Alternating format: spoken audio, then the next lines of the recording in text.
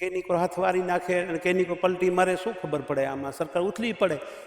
ભાજપ વાળા કહેતા હતા ને સુપડા સાફ તો એનાય સુપડા સાફ થાય. જબરજસ્તી હાકે છે આમાં ભાજપ સરકાર વાળાના કેણથી આ બધા કંપની વાળા. અરે નાખવા જ નથી દેવાના, અમારે હાથ છે ને, ધોકા લે હું એની સામે. પણ છતાંય મારી જગ્યા નથી જતી તો આપણે એનું સપોર્ટમાં આવીએ છીએ. ખેડૂત તરીકે તમે હા, ખેડૂત તરીકે આવીએ છીએ. હા, પૂનમબેન માડમને રજૂઆત કરી, ધારાસભ્યને રજૂઆત કરી, બધાને રજૂઆત કરી લીધી. તો એ લોકોનું શું કહેવું છે? એ લોકો કહે કે કરશું, આવશું, હજી તો કોઈ આવ્યું નથી. અહીં દેશનો વિકાસ તો થાય છે પણ અમારો તો વિકાસ નથી થતો ને, કારણ કે અમે તો હેરાન જ છીએ ને. અમારે તો લાઈન નાખવા જ નથી દેવી, જોતી જ નથી, લાઈન જ નથી જોતી.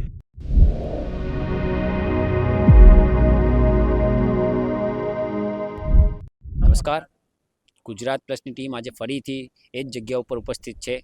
છેલ્લા 22 દિવસથી આંદોલન ચાલી રહ્યો છે અને આજે છાવણીનો 8મો દિવસ છે. ધારાસભ્ય પણ આવીને ગયા છે 2 દિવસથી.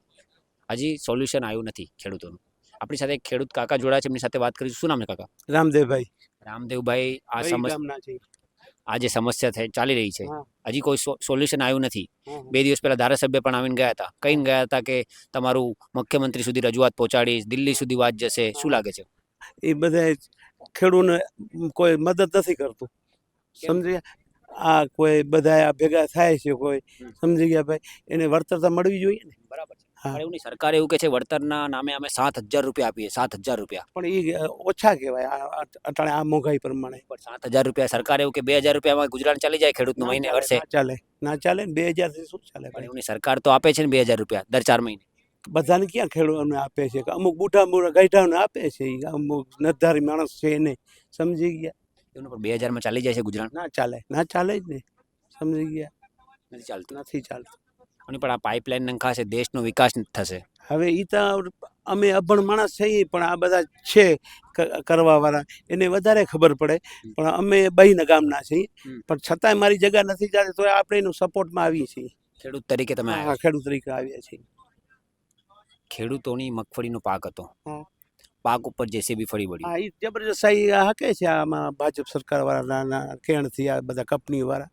નકા એને આ કરવું ના જોઈએ. આ બધું આ ખેડૂતનું જે મોલ પાક છે, આ બધું રામ મોલ કહેવાય ને એને, એના માથે આમ નોજર ના ફેરાવાય ને. એની પણ આ સરકાર, તમે કીધું ભાજપ સરકાર તો એવું પોતાને એવું ગણવામાં ખેડૂતોની સરકાર છે, ગરીબોની સરકાર ખેડૂતોની છે તો આવું ના થવું જોઈએ ને. ખેડૂત માથે થવું જોઈએ એવું કયો? સરકારે જે એમાં થોડાક ખેડૂત માથે થોડોક અન્યાય કરે છે, પણ હવે એને થોડુંક સમજવું જોઈએ ને. આ ખેડૂત માથે આ વાવેર મોલ છે, એમાં એને એવી રીતે ના કરવું જોઈએ ને ભાઈ. સમજી ગયા? એક મારો હજી સવાલ છે. આવનારા દિવસોમાં 2027ની ચૂંટણી છે, આપણને આનું પરિણામ જોવા મળશે? હા, મળે જ ને. આમાં તો બધું ખેડૂતનું છે બધું. આમાં નુકસાન આવે એટલે બધા કેનિકો હાથ વારી નાખે અને કેનિકો પલટી મારે શું ખબર પડે? આમાં સરકાર ઉથલી પડે. ભાજપ વાળા કહેતા હતા ને સુપડા સાફ તો એનાય સુપડા સાફ થાય. થાય કે ના થાય?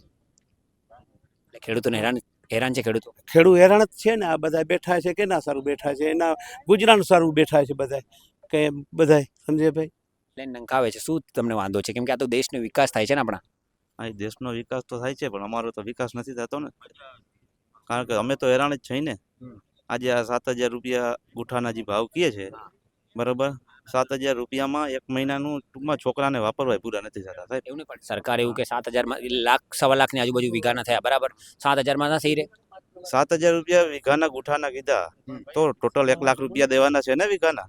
1 લાખ રૂપિયાથી ટૂંકમાં કાયમીનો ગુજારો ચાલે ખરો? પણ એવું નહીં, કાયમી કે આ તો 99 વર્ષ માટે જ નાખે છે ને. પણ 99 વર્ષમાં અમે તો વયા જા, હું છોકરાએ વયા જા 99 વર્ષમાં તો સાહેબ.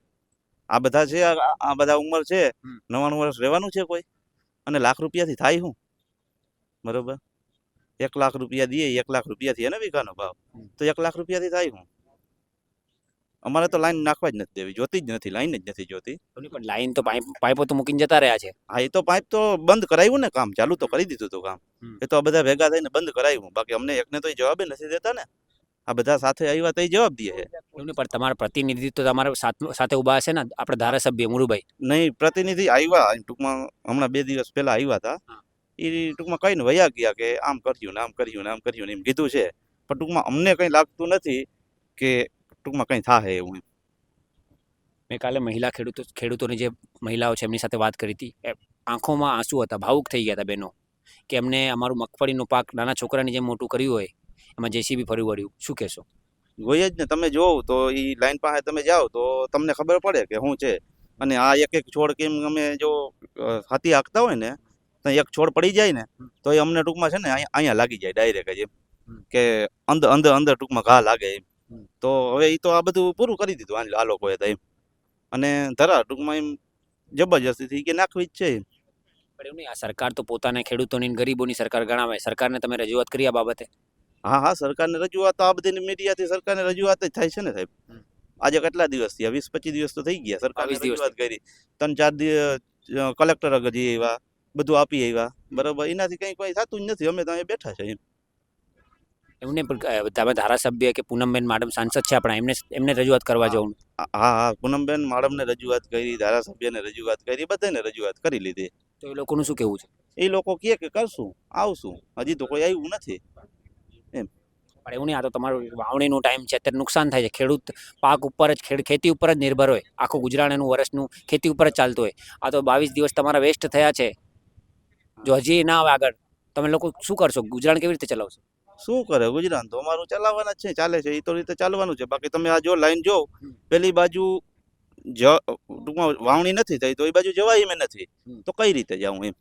તમે આ લાઈનની મુલાકાત લ્યો, જોઈ આવો, બરાબર. તો એ રીતે છે તો ગુજરાન તો શું છે, શું કરાવે? અહીં બેસ્યું. આપણે ગુજરાનની વાત કરી. ગુજરાન માટે સરકાર એવું કે અમે ખેડૂતોને 4 મહિને 2000 રૂપિયા, એટલે વર્ષના 6000 રૂપિયા આપે છે. 6000 રૂપિયામાં ગુજરાન ચાલી જાય છે? ના જ ચાલે ને. 6000 રૂપિયામાં ગુજરાન કેમ ચાલે? પણ સરકાર તો કે ચાલી જાય છે. અત્યારે સામાન્ય ટીવી નું રિચાર્જ કરાવીને એના મહિનાના 400 રૂપિયા હે. સામાન્ય રિચાર્જ તમે કરાવો ને, આ તમારા ચેનલ ને અમારે જે તે જોવું હોય ને, તો એના 400 રૂપિયા છે, બરાબર. તો ખાલી તમે દૂધ લેવા જાઓ ને તો 70 રૂપિયા લીટરના હે. અને આનો તમે હિસાબ કરો ને તો 70 રૂપિયા ભાવ થયો. તો કઈ રીતે ગુજરાન ચાલે? તમે જો એક દિવસના 70 રૂપિયા તો દૂધના છે, તો જમણવારમાં ખાવું કોઈ કેવી રીતે? તમને ખબર પડે ને. સરકાર તમારી માંગણીઓ નહીં સ્વીકારે અને પાઇપલાઇન નાખી જ દેશે, તમે શું કરશો? અરે નાખવા જ નથી દેવાના.